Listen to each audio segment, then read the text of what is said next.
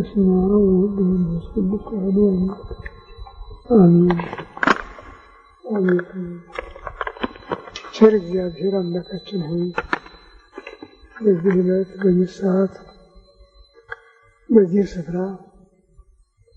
በቸርነትህ ስለሰበሰብከን ለዚህ ከፍተኛ ቀጠሮ ስላደረስከን ከሁሉ አስቀድሞ ቅዱስ ስምህን እናመሰግናለን። ቸር እግዚአብሔር አምላካችን ሆይ ሁለት ወይም ሶስት ሆናችሁ በስሜ ከተሰበሰባችሁበት እኔም ከዚያ በመካከላችሁ እገኛለሁ ብለሃልና ቃል ኪዳንህን ታጸናለን።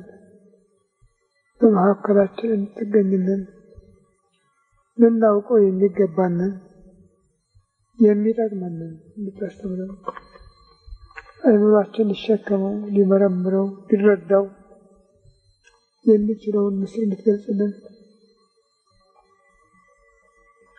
ቅዱስ መንፈስህን እንድታፈግርብን ሀገራችን ኢትዮጵያን ኦርቶዶክሳዊ ተዋሕዶ ቤተክርስቲያናችንን ክርስቲያን ሕዝብህን በቸርነት እንድታስብልን መዓቱን በምህረት ቁጣውን በትዕግስት እንድትመልስልን ክረምቱን ዝናሙን ዘሩን መሬቱን እንድታስማማልን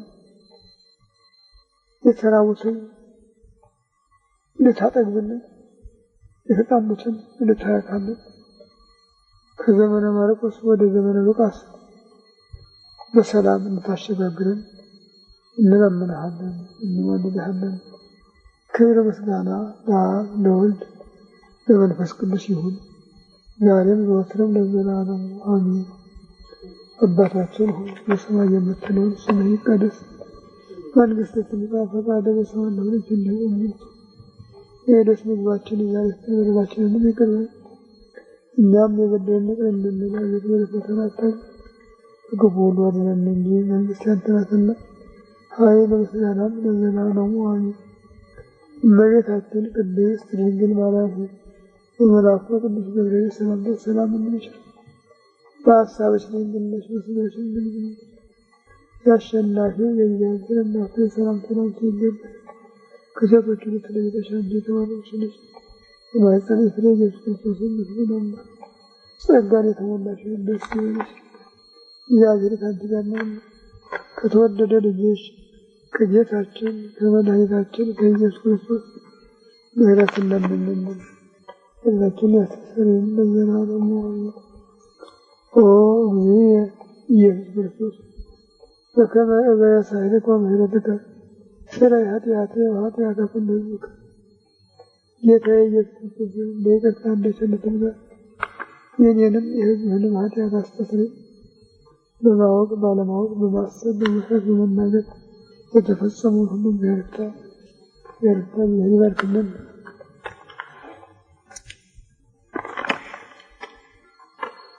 ሐምሌ ከ2 ቀን 1998 ዓመተ ምህረት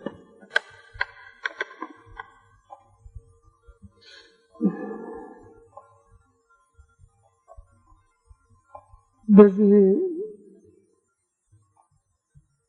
በቤተ ክርስቲያናችን ባህል መሰረት ይህ ወቅት ባህር ነጎድጓድ ውሃ ይስጥ የሚሉ ቃላት ናቸው የምስጋናው አርዕስቶች።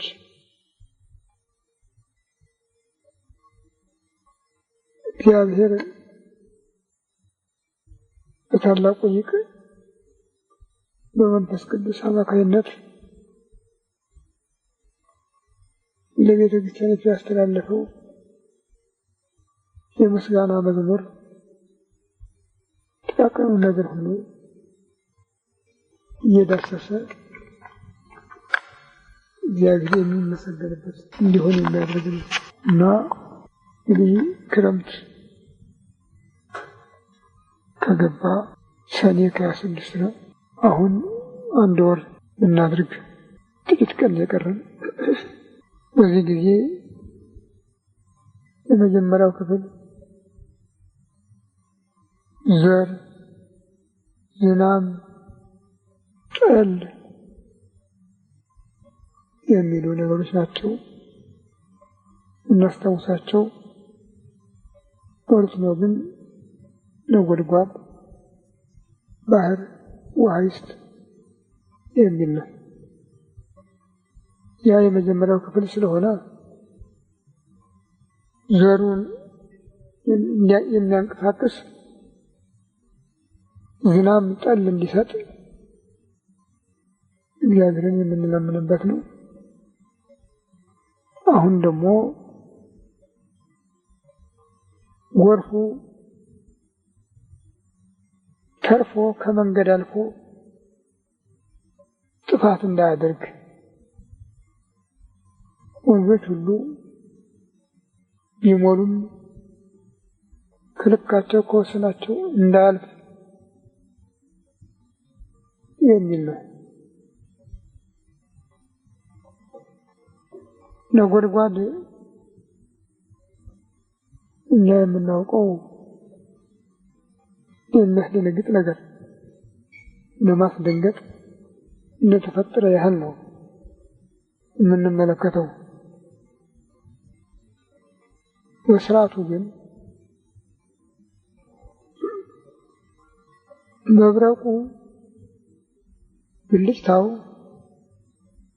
ከምድር ላይ የወደቀውን ዘር የሚቀሰቅሰው ሲሆን ነጎድጓዱ ደግሞ ኃይል አግኝቶ ለመብቀል እንዲችል ሊያድግ እንዲችል የሚያደርገው ኃይልን የሚተላለፍበት ማለት ነው። እንደው አይደለም የሚነጉደውም የሚበርቀውም ደመና ስለሆነ ዝናብ ስለሆነ መብረቅ ነጎድጓድ አለ ማለት አይደለም። ለምን የሚሆነው? ለምን ወገብረ መብረቅ ለጊዜ ዝናብ፣ በዝናብ ጊዜ መብረቅን አዘጋጀ ፈጠረ ይላል መዝሙር። ግን ለምን ስንል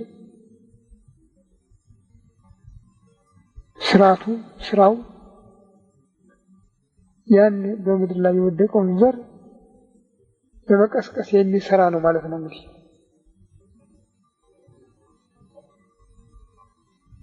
ፍጥረት ሁሉ ብዙ ተባዙ የሚለው ቃል ያልተነገረበት ከሆነ አንድ ብቻውን ነው የሚሆነው፣ አይጨምርም። እንደ መላእክት እዚህ ዓለም እንደ ድንጋይ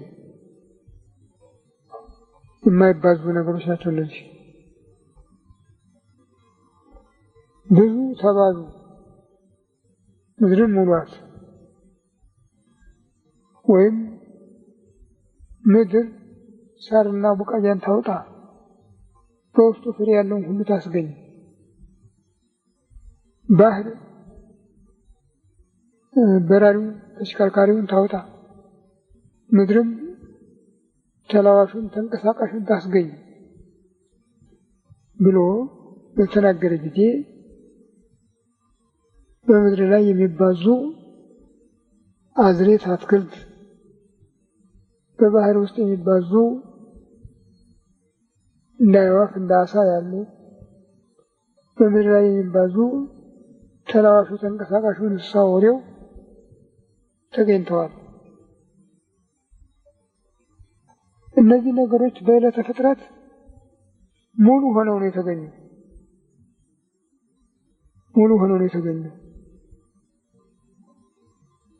አንዱ ሌላውን በሚረዳበት ማለት በማጥባት በማቀፍ በመንከባከብ የተደረገ ነገር የለም። ይሁን ሲሉ ሁሉ ሙሉ ነው የተገኘ። ከዚያ በኋላ ግን እንደገና እየተባዛ መሄድ ሲጀምር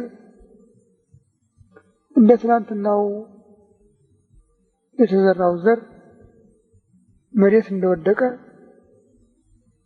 ሙሉ አካል አይገዛም። ጌታ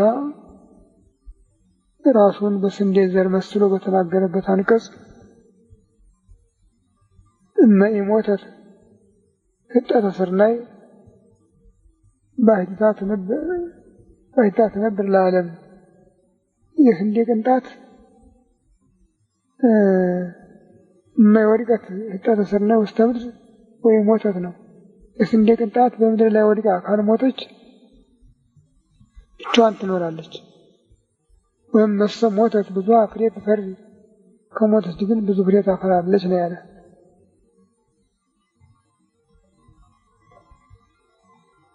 አሁን ዛሬ እያንዳንዱ ገበሬ ገና ያለፈውን ምርት ቤቱ ካገባበት ጊዜ ጀምሮ ያምናውን የከረመውን የሥራ ጊዜውን ይመረምራል እና ከዚያ ያገኘውን ሁሉ ያመዛዝናል። ጥሩ ጥቅም ሰጥቶት ከሆነ አሁን ከዚያው ምርጥ ዘሩን ቋጥሮ ያስቀምጣል። ካልሆነ ግን ምርጥ ዘር ካለበት ፈልጎ ገዝቶ ሆነ ተበድሮ ለዚያ ለመሬቱ የሚስማማውን ይዘራል። ስናይ ሁሉም ከባድ ነገር ነው። አገዳ አውጥቶ ቅጠል አውጥቶ አበባ አውጥቶ ነው ፍሬ የሚሰጠው። ያውም በአንዳንዱ ሐረግ ላይ በአንዳንዱ ዘንግ ላይ ብዙ ፍሬ ይገኛል። በአንዱ ሐረግ በአንዱ ዘንግ አንድ ፍሬ ብቻ አይደለም ያለ። አተሩን ብናይ፣ ባቄላውን ብናይ፣ በቆሎውን ብናይ፣ ስንዴውን ብናይ፣ ጤፉን ብናይ ሁሉም በአንድ ዘንግ ላይ አንድ ፍሬ አይደለም ያፈሩ። የተዘራች ግን አንድ ናት። ያቺ አንዷ ፍሬ ናት የበቀለችው። ያቺ አንዷ ፍሬ ስትበቅል ግን ይህን ሁሉ ዕዳ ችላ ነው የምትገታ። አገዳውንም ቅጠሉንም አበባውንም እጥፍ ድርብ ፍሬውንም። ለዚህ ነው ጌታ ወይም መሰ ሞተት ብዙ ፍሬ ትፈሪ፣ ከሞተች ግን ብዙ ፍሬ ታፈራለች ያለ። እንዳለውም ጌታ ሞቶ ተሰቅሎ ለሰው ልጅ ያሰበውን ቸርነት ባይፈጽም ኖሮ እሱን ሞት አያገኘውም። ለሰው ግን የሚጠቅመው ነገር አልነበረም። እሱ ሞቶ ተሰቅሎ በመቃብር ውስጥ ገብቶ ሞትን ድል ነስቶ መቃብር ክፈትልኝ ሳይል በመነሳቱ ግን ብዙ ምዕመናን በስሙ ይኖራሉ እና ወደ መጀመሪያው ስንመለስ ያች አንዲት ቅንጣት በቅላ ብዙ ፍሬ ትሰጣለች። ይህ እንግዲህ የፍጥረት ስርዓት ነው።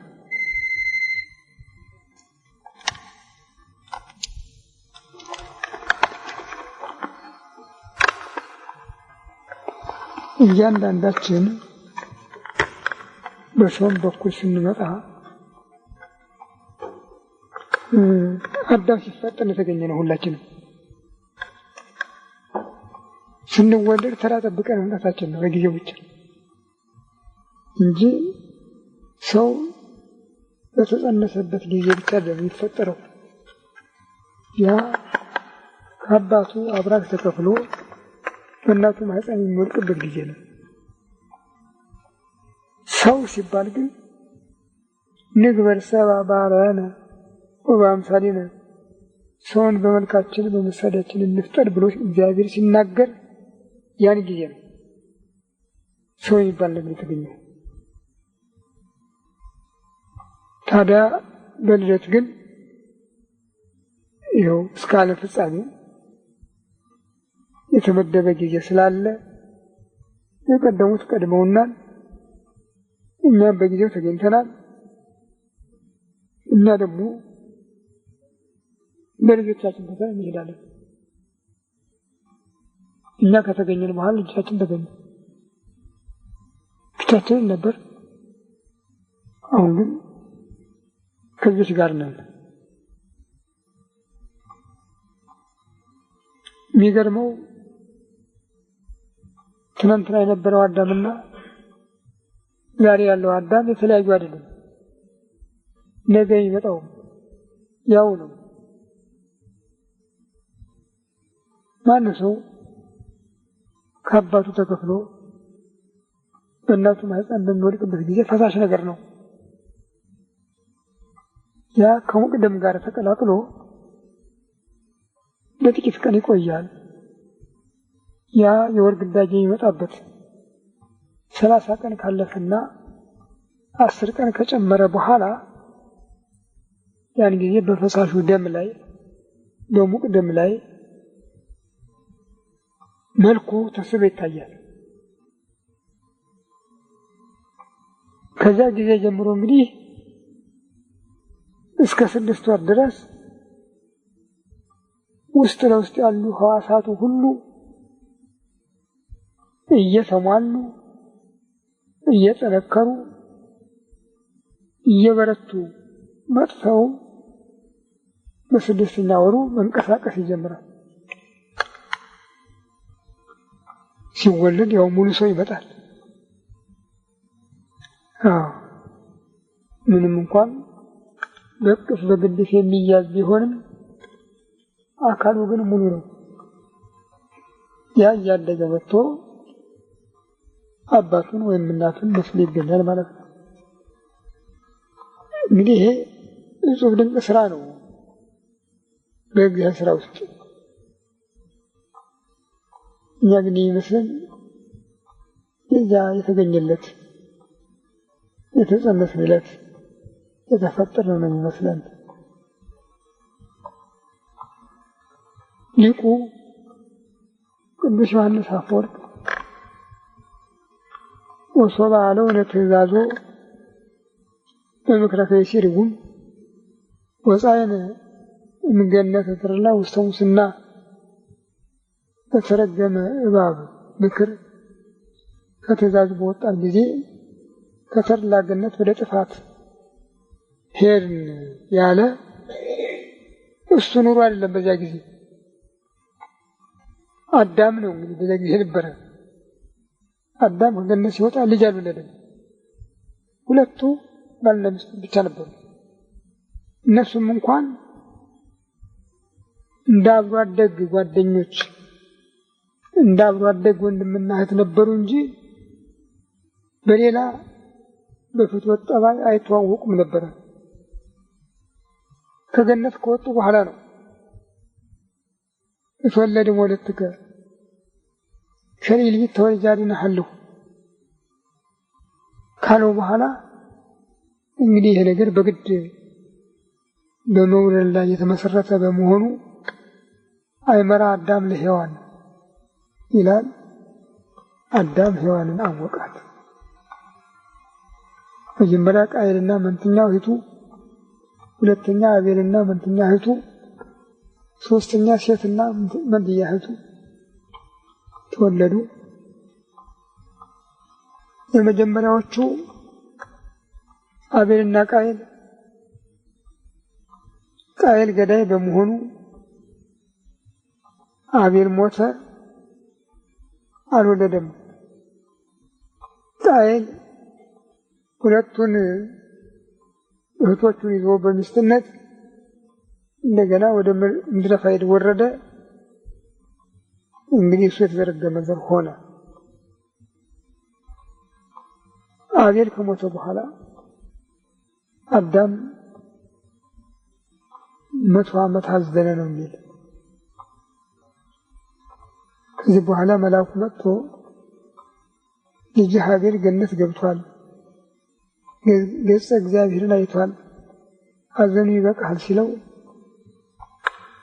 ተመለሰና ማሰብ ጀመረ። አድነሃለሁ ያለውን ማዳኑ ደግሞ በልጅ ልጁ ነው። ከልጅ ተወልጄ አድነሃለሁ ነው ያለው።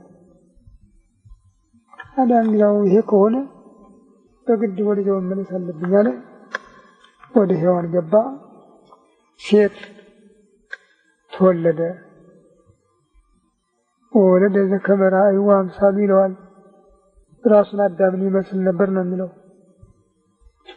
በዚህ ጊዜ ያንን ከልጅ ልጅህ እወለዳለሁ አድነሃለሁ የሚለውን የተስፋ ዘር የተስፋ ስንቅ የቋጠረች ዘር ከአዳም ወገብ ወደ ሔዋን ማህፀን ተላለፈች። ሴት ተወለደ። በሴት ወገብ ተቋጥራ ተወለደች። ይህንን ነው አባ ሕርያቆስ አንቲ ውእቱ ተስፋሁ ለአዳም አመ ይስተደደም ገነት፣ ከገነት በወጣ ጊዜ በመትከፈ ልቡናው ይዞሽ ወጣ ስንቋ አንቺ ነሽ ብሎ የጠቀሰው ይህንን ነው። ከዚያ በኋላ ከሰው ወደ ሰው ከሰው ወደ ሰው ከሰው ወደ ሰው ዘሩ እየተላለፈ 10 ትውልድ ኖህ ደረሰ። ኖህ 3 ልጆቹን ይዞ ከመርከብ ወጥቶ ጥቂት እንደቆየ ወይን ተክሎ ከዛ የወይን ጠጅ ጠጥቶ ሰከረ ይላል። ራቁቱን አለ። ካም አይቶ ሄዶ ላልብሰው ሳይል ለወንድሞቹ ነገራቸው። ወንድሞቹ ሴምና ያፌት አንድ ልብስ በትከሻቸው ላይ አድርገው ወደ ኋላቸው እየተራመዱ ገብተው አባታቸው ላይ ጣሉበት። አባታቸው እርቃን አላዩም። እንደገቡ ተመልሰው ወጡ። በነቃ ጊዜ ካም ያደረገበትን አወቀ ይላል። ግን እሱን አልረገመውም። እግዚአብሔር ስለባረከው ልጁን ከናንን ረገመ። ከዚያ ቀጥሎ ምንድን ነው ያለው? ይትባረክ እግዚአብሔር አምላኩ ለሴም ወያርብህ እግዚአብሔር ደወሎ ለያፌት ወይህድር እግዚአብሔር ውስተ ቤቱ ለሴም። የሴም አምላክ እግዚአብሔር ይባረክ ይመስገን። የያፌትን አገሩን ያስፋለት ካለ በኋላ እግዚአብሔር በሴም ቤት ይደር አለ። አሁን ዘር ከሴም ከኖህ ወደ ሴም ተላለፈ። እንደዚሁ ሲወርድ ሲዋረድ ወደ አብርሃም፣ ከአብርሃም ወደ ይስሐቅ፣ ከይስሐቅ ወደ ያዕቆብ፣ ከያዕቆብ ወደ ይሁዳ፣ ከዚያም ወደ ዳዊት እያለ መጥቶ ነው እንግዲህ ቅስራ ኢያቄም ላይ ሲደርስ ያቺ ተቋጥራ በከረጢት ተቋጥራ የነበረ ዘር በቅላ ታየች። አዎ በዚህ መሰረት ነው እመቤታችን የመጣችው።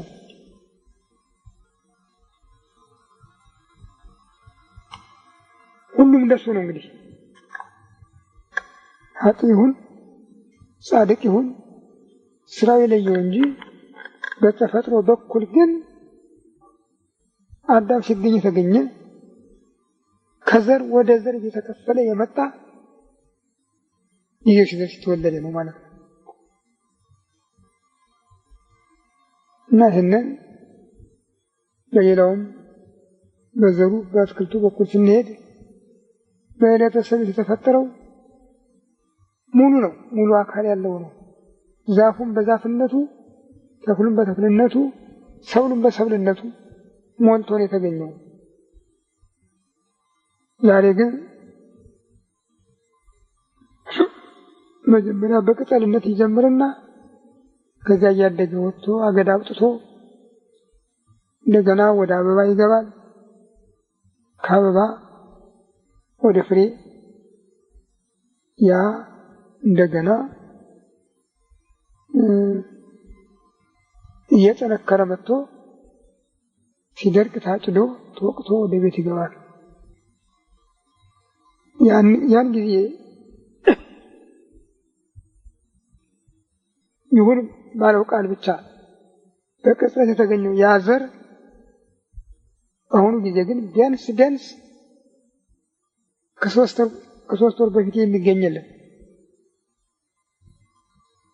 ሲሆን ከዚህ በላይ ነው። ዛሬ እስካሁን የተጣሉ ዘሮች አሉ፣ በቅለዋል። ቅጠል ብቻ ነው የሚታየው። እንግዲህ ቶሎ ፈጥኖ ደራሾች የሆኑ እንደሆነ በመስከረም ገብስ፣ በቆሎ ይገኛሉ። በጥቅምት እንደ አተር እንደ ባቄላ ያሉ ይገኛሉ። በህዳር እንደ ዘንጋዳ እንደ ማሽላ እንደ ጤፍ ያሉ ይገኛሉ። በታኅሳስ በጥር ደግሞ እንደ ሽምብራ እንደ ስንዴ ያሉ ይገኛሉ። እና በዚህ ውስጥ ረጅም ጊዜ የሚቆዩም አሉ፣ ከቅርብ ጊዜ የሚደርሱ አሉ። ግን እንዲህ በጥቂቱ በዕለቱ በሁለት ቀን በሶስት ቀን የሚገኝ ነገር የለም።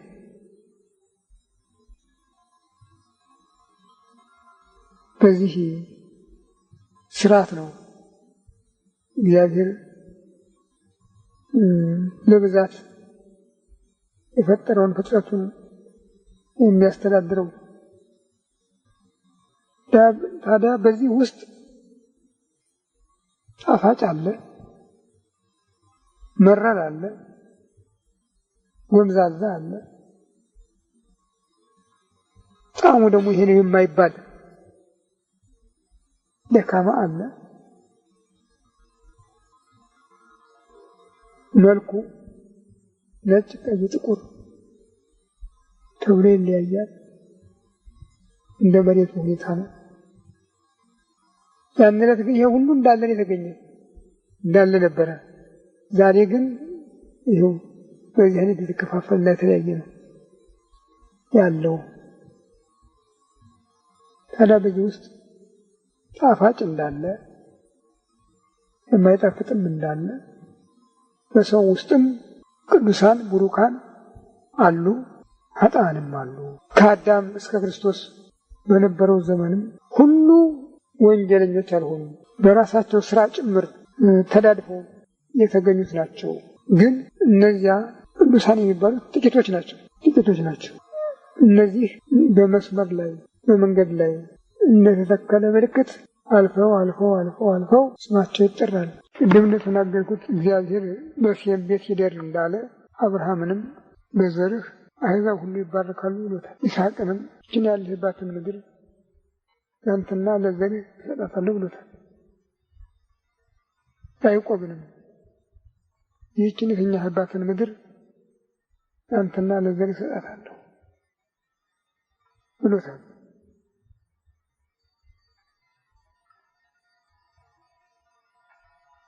እዚህ ላይ የምናየው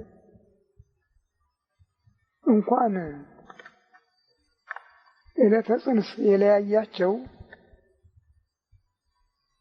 ዕለተ ጽንስ አንድ ያደረጋቸውም እኩል በረከት የማያገኙ መሆናቸውን ነው የሚደንቃቸው።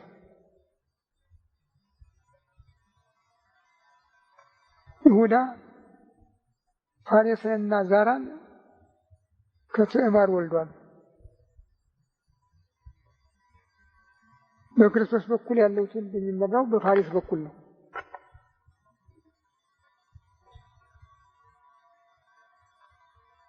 እናታቸው መንታ መጽነሷን አውቃ አዋላጇ መጀመሪያ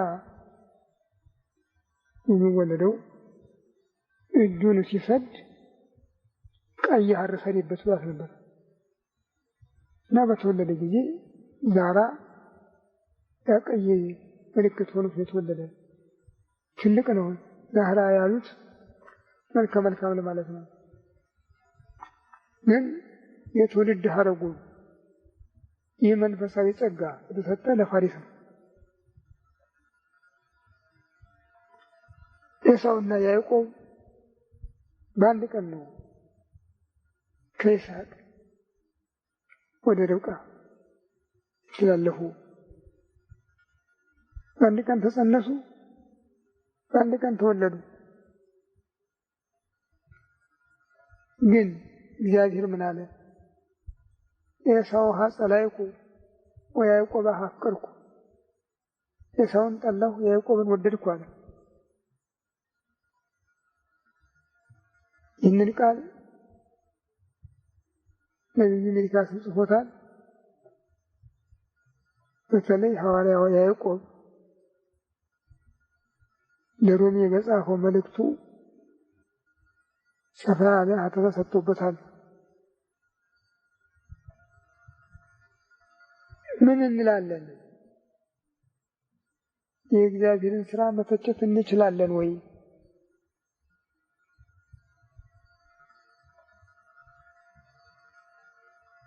ኤሳውና ያዕቆብ አንድ ቀን ተጸነሱ፣ አንድ ቀን ተወለዱ። ወዘእንበለ ይግበሩ ሰናየ ወይኩየ ይቤ እግዚአብሔር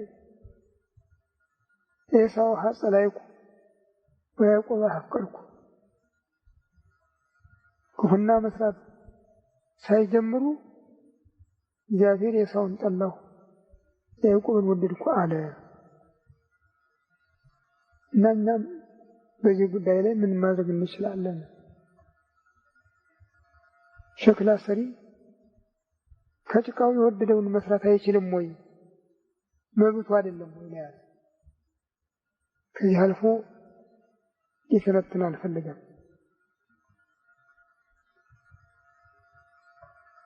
እና በዚህ አይነት ኃጥአንም ጻድቃንም በዓለም ተቀላቅለው ይኖራሉ። ይህንን ነገር በዚህ ትምህርታችን ያነሳ ነው። የዘመኑ መናፍቃን ፕሮቴስታንቶች ከኢትዮጵያ ቤተክርስቲያን ልጆች ተጨምረውበት ሁሉም እመቤታችንን ይሳደባሉ። ቅዱስ ኃጢአት አለባት፣ ጥንተ አብሶ አለባት፣ መንፈስ ቅዱስ እስኪያነጻት ድረስ ከዚህ ነጻ አልነበረችም እያሉ ይታገሉናል። ይህ በጣም የሚያሳዝን ነው። ከመጽሐፍ ግን ይህ አለባት የሚል የለም። እነሱ የሚሉት የቀድሞዎቹ ሰዎች እስከ ክርስቶስ መምጣት ድረስ የነበሩ ሰዎች በድለዋል ከተባለ እሷ በምን ነጻ ትሆናለች ነው ትግላቸው። ምን አገባቸው? የውስጥ የሚያገባቸው ነገር የለም። አሁን እንዳልኩት ነው እንግዲህ አንድ ቀን በየቀኑ የተወለዱት ይሆኑ ግድ የለም። ግን በአንድ ቀን ተጸንሰው በአንድ ቀን የተወለዱት እነዚህ መንታዎች በበረከት ተለይተው ከተገኙ ምን ማለት ነው የምንችለው እኛ?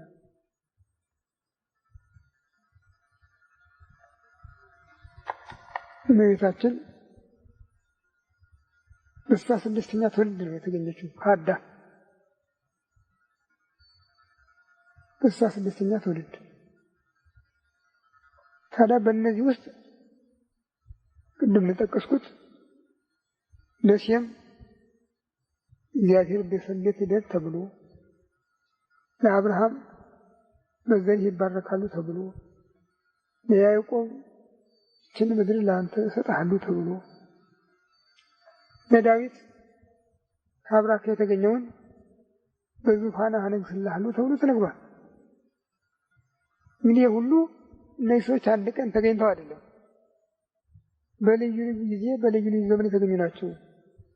ግን ያን ከአዳም ጀምሮ የተላለፈውን ዘር ለመቀበል እግዚአብሔር ያዘጋጃቸው የተስፋ መስመሮች ነው ተገኙ።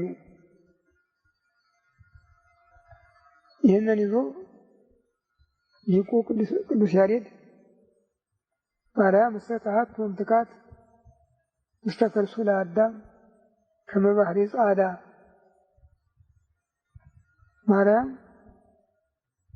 በአዳም አካል ውስጥ ከጥንት እንደ ብሩህ ዕንቁ ታበራ ነበረ ብሎ ጽፎታል። እና ከዚህ በኋላ እስመ በእንቲአሃ ወበእንተ አዝማዲሃ ተሰቀልኩ ዲበ ዕፅ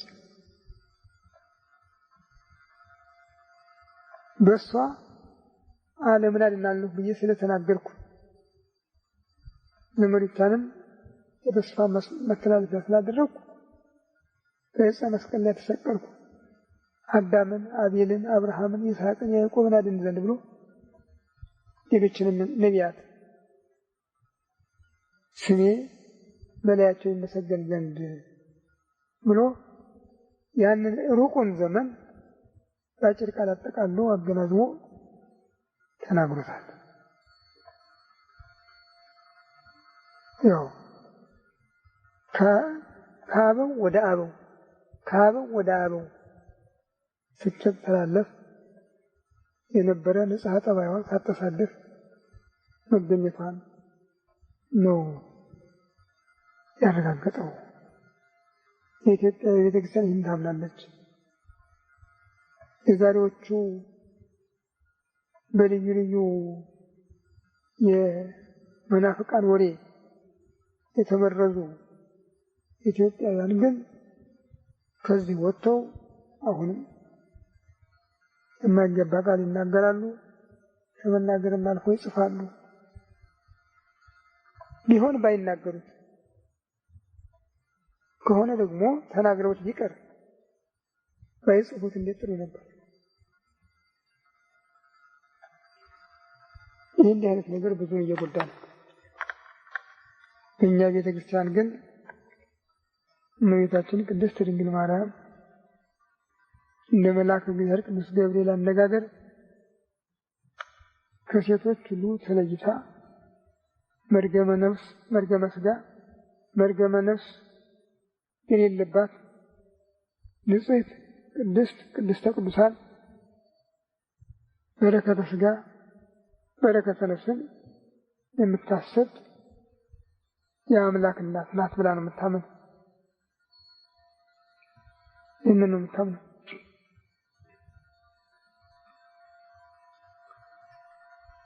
ካቶሊኮች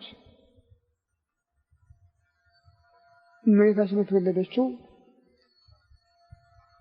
በኢያቄምና በሐና የእርግና ወራት ነው። ስለዚህ ኢያቄም በጣም አርጅቶ ስለነበረ ከሱ የሚከፈል ዘር አልነበረም። በሐና ማህፀን ከሰማያ ሰማያት ወርዳ የተጸነሰች ኃይለ አርያማዊት ናት ይላሉ። ይህን አናምንም።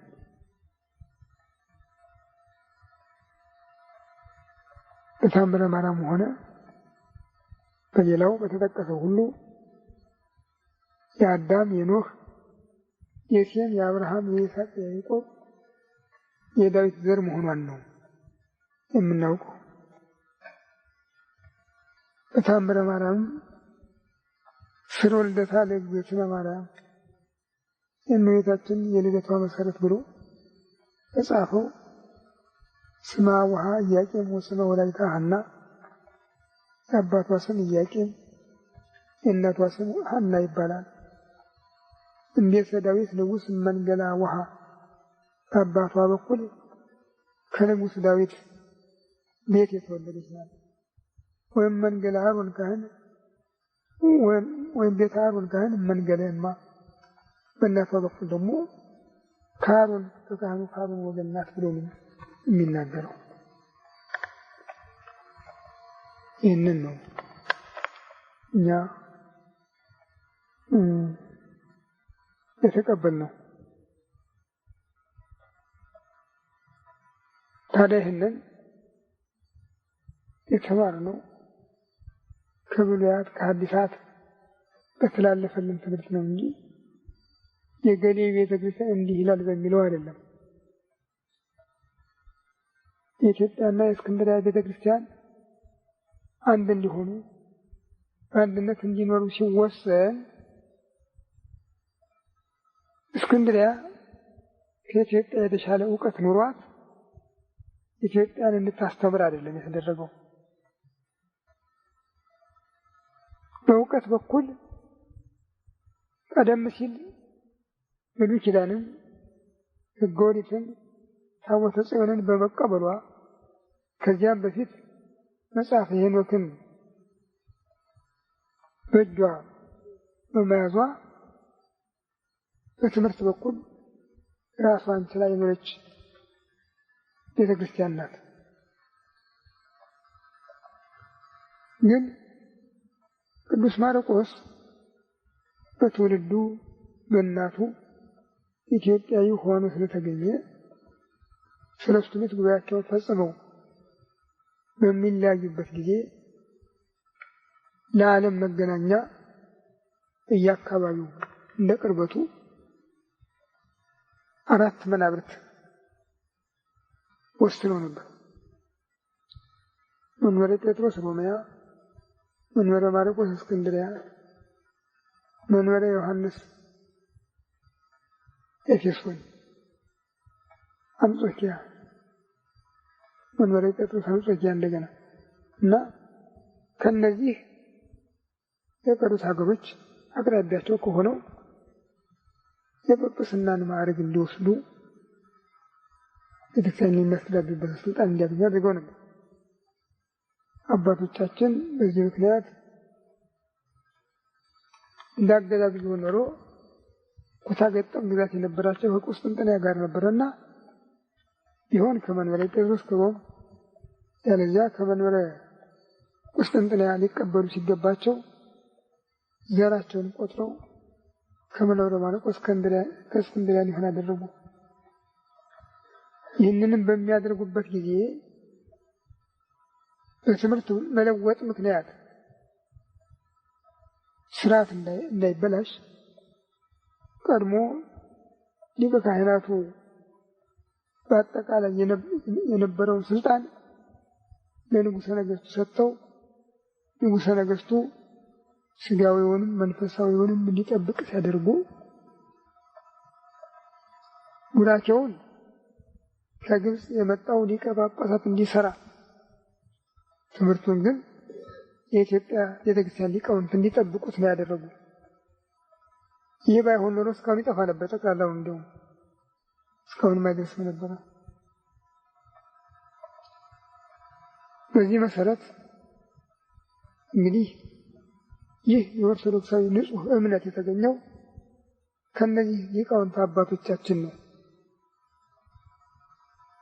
እንግዲህ በግብፅ ካቶሊካውያን ተደጋግሞ ተሹመዋል።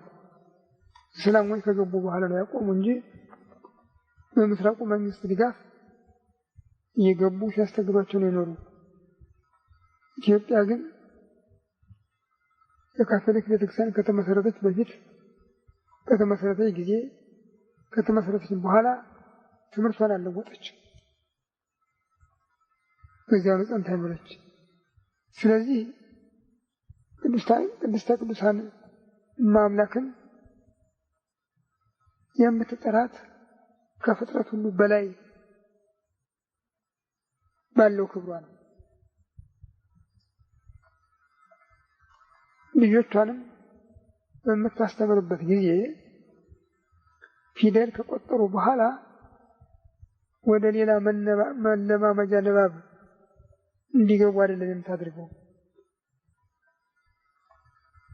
መጀመሪያ ፊደል ሐዋርያ የተባለውን አንደኛ ዮሐንስን መልእክት ነው የምታስተምራቸው።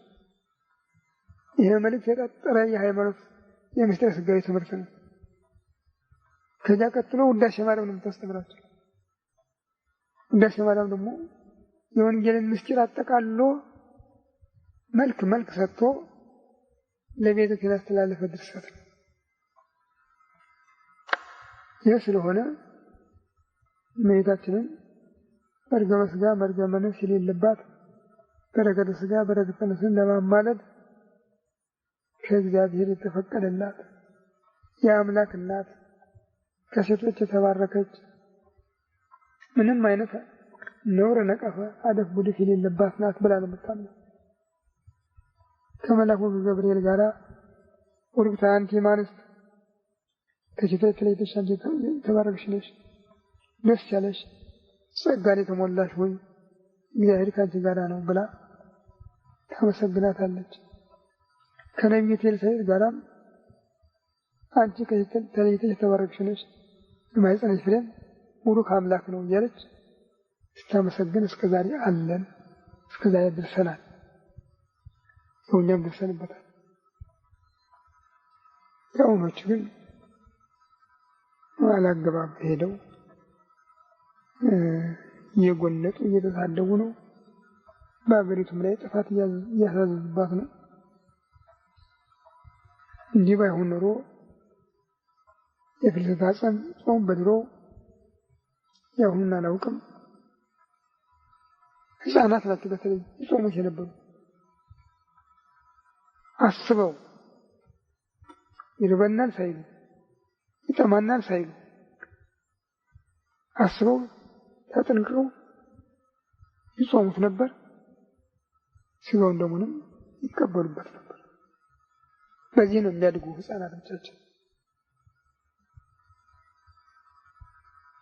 ዛሬ ሁሉ ነገር እየጠፋ ሄዶ ቤተክርስቲያኒቱም ከጸጋ ስለተራቆተች ችግራችን እያደገ መጥቷል። ሁሉ በመስመሩ አይደለም፣ ዝናሙ በመስመሩ አይደለም፣ ድርቁ በመስመሩ አይደለም። ሁሉ ከመስመሩ ውጭ ነው። ብዙ የሚያሳስብ ነው። አሁንማ ልዩ ልዩ አደጋው እየጨመረ በሚሄዱ አስጊ ሁኔታ ላይ ያለ ነውና እስኪ ባካችሁ እንግዲህ አሁን ከሳምንት ሰኞ ጀምሮ የእመቤታችን ጾመ ፍልሰታ መግባቱ ስለሆነ በዚህ ጊዜ ልቡናችሁን አንጽታችሁ ሳታወላውሉ ለእመቤታችን ንገሯት። እባክሽ ሀገርሽን አድኝ በሏት። ከባድ ጥፋት ይመጣል ብዬ እፈራለሁ። ያ እንዳይመጣ ያ እንዳይደርስ ለምኗት። እሱንም በእናትህ አማላጅነት አድነን ብላችሁ ለምኑት። ይሄን ለዚህ ያብቃል።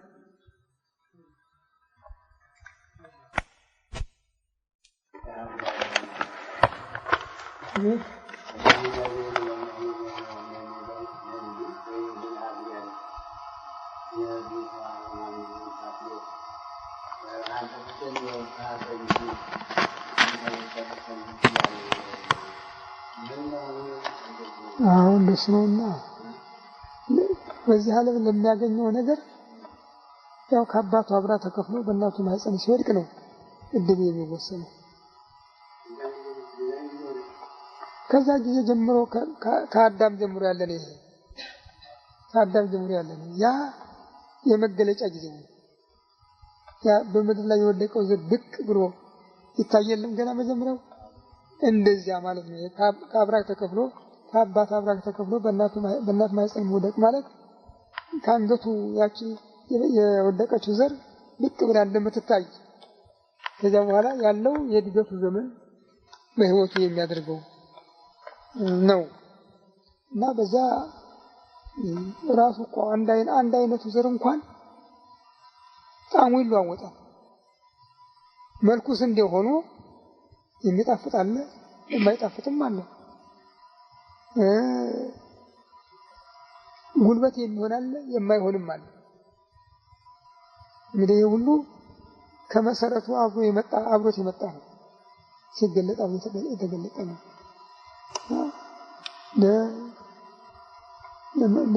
በልም ሆነ በንዴትም ሆነ እንኳን በልና ድህነት ስጋዊው ምድራዊው ዓለማዊው በስራ ሊለወጥ የሚችል ነው።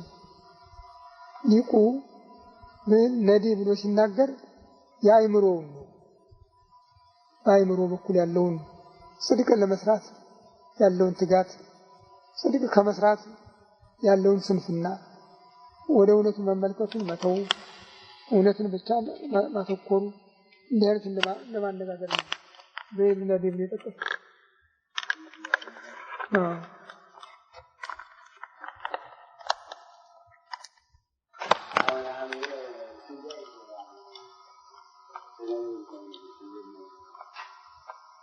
ውሃ ብዙ ውሃ አይችልም ነው የሚሉት ገበሬዎች። ከአሁን ጀምሮ ከሆነ ውሃ ይበዛበታል። ስለዚህ በአነስተኛ ውሃ በአየር ሙቀት ቶሎ የሚያድግ ስለሆነ ነው። አሁን እንደ በአቅም ከሆነ እንግዲያው ጤፍ ታንሳለች። ነገር ግን ይህንን ሁሉ ውሃ ተቋቁማ ደፍጣ ተቀርባለች። እሷ ለብቅ ትላለች።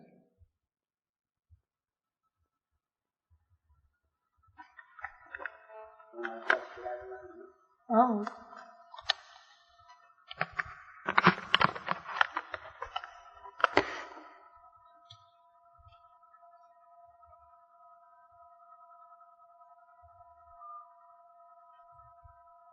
እንደ ጠንካራ አይደለም።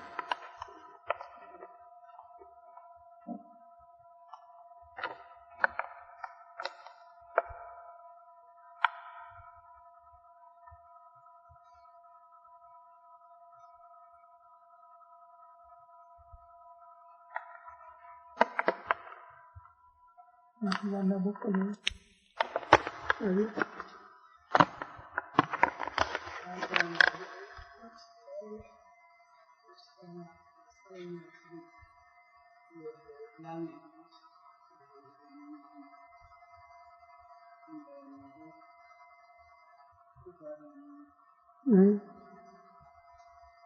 ከዳም ጀምሮ እስከላም ድረስ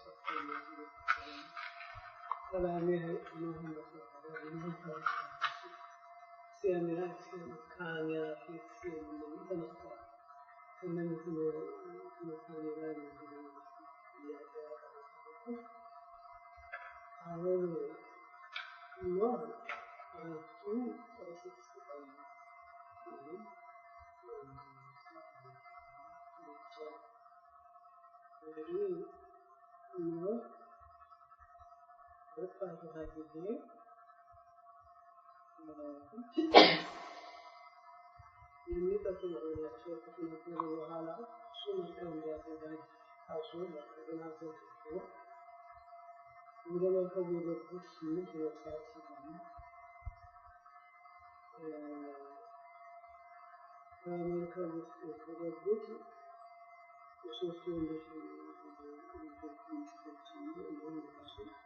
ሴቶቹን በስተቀኝ ሴቶቹን በስተቀኝ ሴቶቹን በስተቀኝ አድርጎ ወንዶቹን በቀኝ አድርጎ እሱ መካከል በመከልቶ ሆነ ይላል። አሁን ይሄን ጥያቄ ተነሱ ዛሬ በእኛ ቤተክርስቲያን ሴቶቹን በስተቀኝ በኩል ወንዶቹ በስተግራ ነው። ለምንድን ነው? ልክ ነው እንዳስቀመጠው ሴቶቹ በስተግራ ሆነው ወንዶቹ በስተቀኝ ነው። አሁንስ መልሶ አይደለም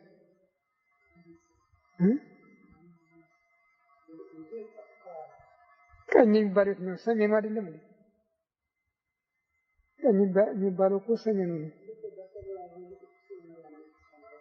ፊታችን እኮ ወደ ምስራቅ ስለሆነ ነው አሁን አቀማመጡ ግራ የሚመስለው።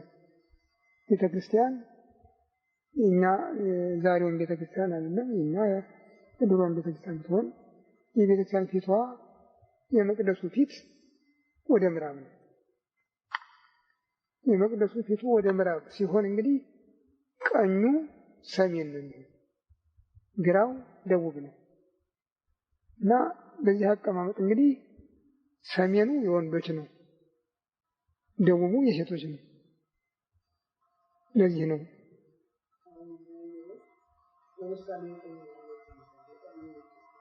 እኔ ማህሌትማ ፊታችን ወደ ቤተ መቅደስ ነው እኮ ወደ ምስራቅ ነው እሱ አይደለም። አዎ ከምስራቅ ወደ ምዕራብ ነው። የመንበሩ አቀማመጥ ነው ይሄን የሚያሳየው። የቤተ መቅደሱ አቀማመጥ ፊቱ ወደ ምዕራብ ነው። ምክንያቱም ጌታ ፊቱን ወደ ምዕራብ መልሶ ነው የተሰቀለ። አዎ ጌታ ፊቱን ወደ ምዕራብ መልሶ ነው የተሰቀለ። ሲያርግ ግን ወደ ምስራቅ ነው ያረገ። በዚህ ምክንያት ቤተክርስቲያን መካነ ምሥዋዕ መቅደሱ መንበሩ ፊቱ ወደ ምዕራብ ሲሆን አሁን በቀኙ በሰሜን ወንዶች በግራው በደቡብ ሴቶች ናቸው።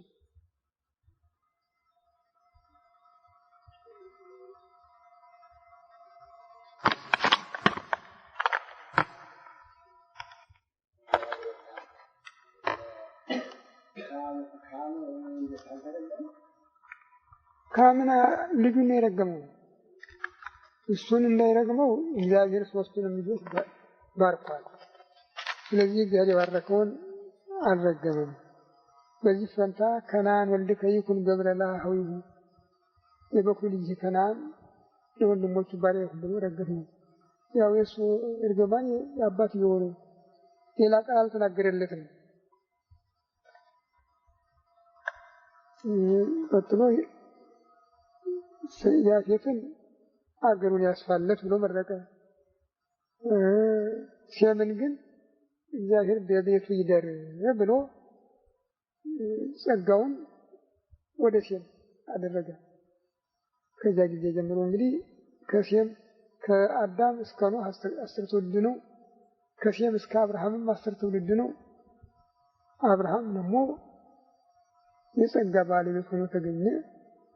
ከአብርሃም ጀምሮ እስከ መድኃኒታችን 46 ነው። ጠቅላላው 66 ሆናል።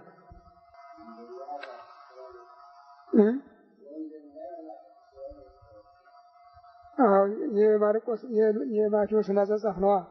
ከአብርሃም ጀምሮ ነው። ከአብርሃም በፊት ያሉትን 20 ትውልድ አልጻፈም ወንጌል። ኦሪቱም በሁለት ከፍሎ ነው የጻፈው።